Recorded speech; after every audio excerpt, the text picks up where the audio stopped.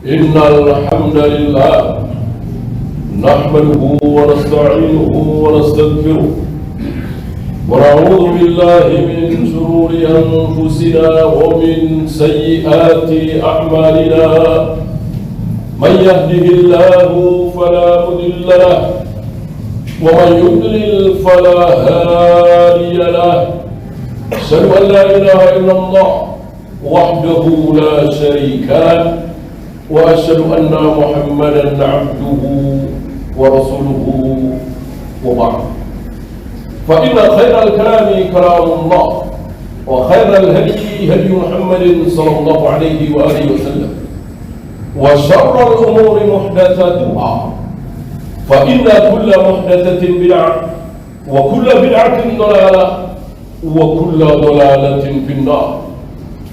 Jamaah azzakumullah, 17 kali minimal dalam sehari semalam kita memohon kepada Allah, dan barang siapa yang memohon kurang dari 17 kali dosa besar, kecuali ketika sedang safar. Apa permohonan kita sebagai kaum muslimin sehari semalam sebanyak 17 kali? Ya Allah, jangan sampai kami mengikuti Yahudi dan Nasrani. Jadikan kami pengikut Rasul dan para sahabat, bukan pengikut Yahudi dan Nasrani. Ini tafsir maksud dari ihdinas siratal mustaqim, siratal ladzina an'amta 'alaihim. Siapa an'amta 'alaihim? Orang-orang yang telah diberi nikmat. Siapa lagi kalau bukan Rasul dan para sahabat? Ghairil maghdub. Siapa al-maghdub? Nabi langsung yang menjelaskan, al-maghdubi alaihim al-yahud. Yang dimaksud al-maghdubi alaihim adalah Yahudi, dan yang dimaksud oleh ad-dallin adalah Nasara. Ini permohonan kita minimal 17 kali dalam sehari semalam. Apa yang terjadi? Apa kenyataannya? Justru kita lalai. Justru banyak dari kita mengikuti Yahudi dan Nasrani. Yang pertama kali mencampurkan, mengumpulkan antara kuburan dengan tempat ibadah siapa? Siapa yang lagi kalau bukan mereka? 4 atau 5 hari sebelum Nabi wafat, beliau mengatakan, la'anallahu al-yahuda wan nasara. Allah mengutuk, melaknat Yahudi dan Nasrani. Kenapa? Ittakhadhu qubur anbiya'ihim masajid. Mereka menjadikan kubur-kubur para nabi menjadi masjid, tempat ibadah. Kubur para nabi dijadikan masjid di situ. Dengan sebab ini mereka dikutuk, dilaknat oleh Allah, karena memang tempat ibadah dengan kuburan tidak boleh menyatu, harus berpisah. Lihat hari ini kaum muslimin, saudara-saudara kita sengaja mengubur mayat di masjid, sengaja mencampur adukkan antara masjid dengan kuburan, dan menganggap bahwa ini sebuah keramat, sebuah kehebatan, waliullah dan seterusnya. Padahal itu kelakuan Yahudi dan Nasrani, waliyadzubillah. Siapa yang mengikuti para tokoh, walaupun tokoh ini menghalalkan yang haram, mengharamkan yang halal, yang pertama kali siapa? Mereka al-Yahud wal Nasara. Adi bin Hatim, ini mantan mereka, mantan Ahlul Kitab. Adi bin Hatim hanya masuk Islam, menjadi salah satu sahabat Nabi alaihi salatu wassalam. Adi bin Hatim ketika turun ayat yang menyatakan bahwa orang-orang Yahudi dan Nasrani menyembah para pendeta, para pastor, ittakhadhu ahbarahum wa rubbanahum arbaba min dunillah. Orang-orang Yahudi Nasrani menjadikan para pendeta, para pastor, ruhban sebagai tuhan-tuhan lain selain Allah. Menyembah selain Allah, menyembah para pendeta, para pastor. Ali bin Hatim mengatakan, ya Rasul, selama aku jadi orang Nasara, belum pernah kami ruku, sujud, sholat, menyembah pendeta, pastor. Kok Al-Quran mengatakan Nasara menyembah pendeta apa sih?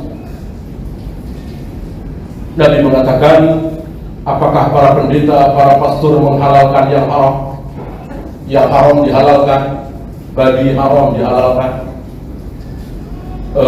khamr haram dihalalkan. Betul ya Rasul. Kemudian kalian ikut menghalalkan? Iya, ikut ya Rasul.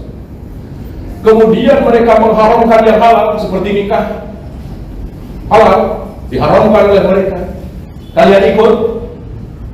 Bahwa orang-orang hebat dari mereka tidak boleh nikah, haram nikah. Iya, kami ikut. Tilka ibadatuh. Kata Nabi, itulah yang dimaksud kalian menyembah para pendeta, para pastor. Lihat hari ini. Lihat hari ini kaum muslimin, seolah nggak punya Al-Quran, seolah nggak punya hadis. Pokoknya kalau sudah dia, kalau beliau yang ngomong, sudah. Mau bilang laut itu dangkal cuma semeter 2 meter, sampai atau seolah nggak punya pedoman Al-Quran dan Sunnah. Apapun kata tokoh, sampai atau ada. Ini kelakuan siapa? Yahudi dan Nasrani, diikuti oleh kaum muslimin tadi. Dan seterusnya banyak sekali perbuatan-perbuatan, kelakuan-kelakuan Yahudi dan Nasrani yang diikuti oleh kaum muslimin, dari yang besar tentang masalah manhaj akidah sampai hal sepele, sampai hal yang kita lakukan sehari-hari. Ya, ada kain 2 kali 1 meter, kita disuruh menghadap kain itu, meletakkan tangan di dahi, di jidat. Ini kelakuan siapa? Yang mengawali ini siapa? Kalau lahir 17 Januari, maka di 17 Januari itu menyalakan lilin. Umurnya 10, lilinnya 10. Umurnya umurnya 16, lilinnya 16. Ini siapa yang ngajarin pertama kali ini? Kalau bukan Yahudi dan Nasrani. Diikuti oleh kaum muslimin. Diikuti oleh kaum muslimin. Hampir-hampir nggak ada perbuatan kelakuan Yahudi dan Nasrani yang tidak diikuti oleh kaum muslim. Bahkan Nabi mengatakan, seandainya di antara orang-orang Yahudi Ahlul Kitab ada yang menzinai ibunya, maka pasti ada di antara umatku yang akan menzinai ibunya. Tidak ada perbuatan Yahudi dan Nasrani yang tidak diikuti oleh kaum muslim, kecuali orang yang selamat, diselamatkan oleh Allah, kecuali orang yang dirahmati oleh Allah. Dengan apa? Belajar sunnah. Qala Allah, qala Rasulullah, fahmi sahabat. Hanya mereka yang selamat. Selebihnya tidak akan selamat, karena mengikuti tokoh masing-masing, mengikuti madhab masing-masing, mengikuti syekh masing-masing, seolah tidak punya pedoman Al-Quran dan Sunnah. Aqulu qawli hadza astaghfirullah li wa lakum.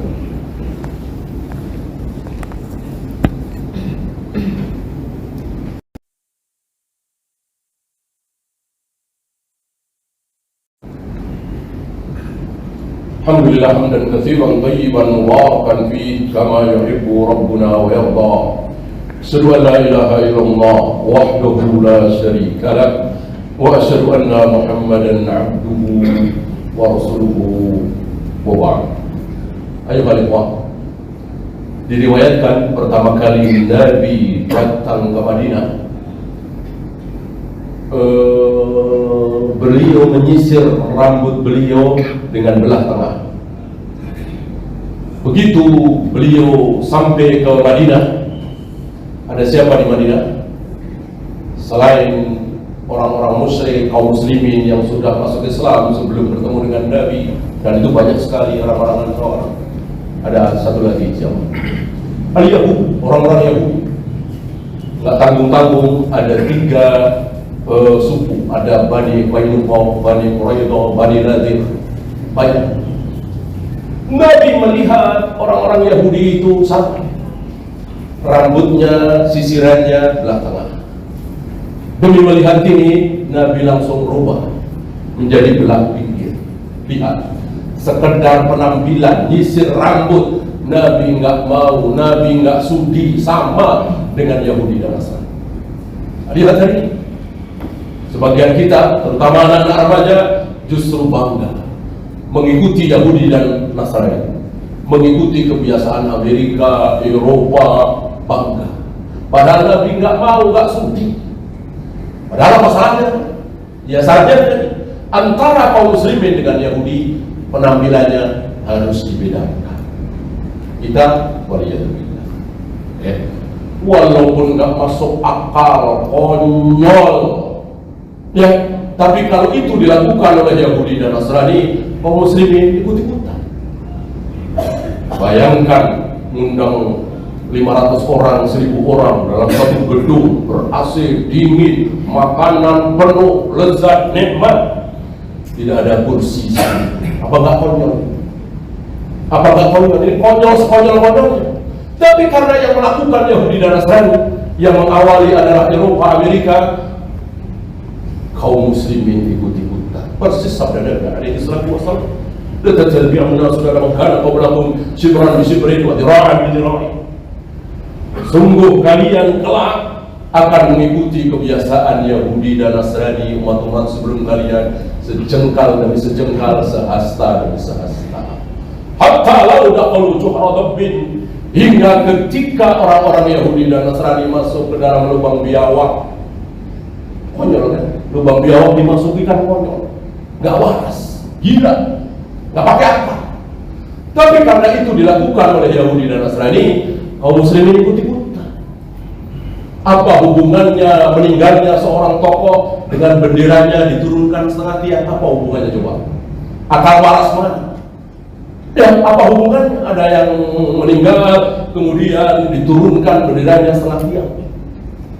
Kan nggak ada hubungannya. Tapi karena itu dilakukan oleh Yahudi dan Nasrani, Amerika, Eropa, kaum muslimin mengikuti. Kaum muslimin mengikuti. Surah Rasulullah Sallallahu Alaihi Wasallam terbukti sudah apa yang disabdakan oleh Nabi Alaihi Wasallam. Sementara yang lain tidak. Kan di muka bumi ini yang kafir bukan cuma Yahudi dan Nasrani kan, bukan cuma Amerika, Eropa kan.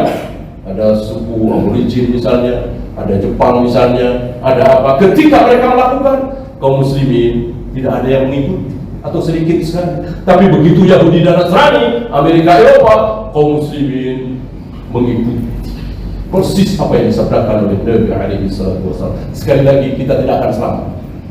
Kita tidak akan selamat kecuali dengan belajar sunnah, menggigit sunnah dengan gigi geraham. Kalau tidak, kita akan ikut-ikutan mereka. Allahumma salli ala Muhammad wa ala ali Muhammad kama sallaita ala Ibrahim wa ala ali Ibrahim innaka Hamidum Majid. Allahumma ighfir lil muslimina wal muslimat wal mu'minina wal mu'minat al ahya'i minhum wal amwat. Rabbana la tuzigh qulubana ba'da idh hadaytana wa hab lana min ladunka rahmah innaka antal wahhab. Rabbana atina fid dunya hasanah wa fil akhirati hasanah wa qina adzaban